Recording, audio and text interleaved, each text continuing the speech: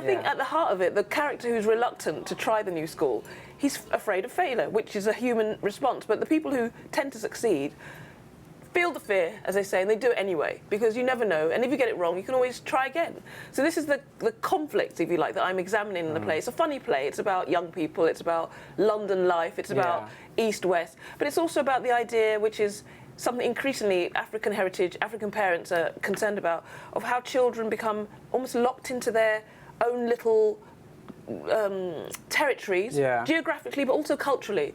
We live in a global world city with so many influences. But the sad thing is, there is, I mean, it seems almost too hard to call it segregation, but that's actually what's happening to an extent in the city. But you've spoken to lots of Black British people, so to what extent is this the absolute reality compared to fiction? Well, interestingly, we opened the show, as you said, we've been touring, but we opened at a new venue, CLF Cafe in Peckham, which, as you know, is Little Lagos. It's like the Nigerian part of London.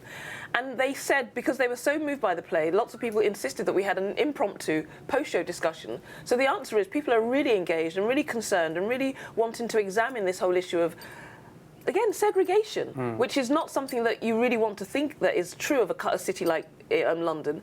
But as much as we're all together, how much interaction, how much real exchange, how much real communication takes place? I don't think as much as we would like to, definitely across economic barriers and across racial barriers to an extent. I grew up in London, so again, my experience, I think, was so different to the experience of my son's generation.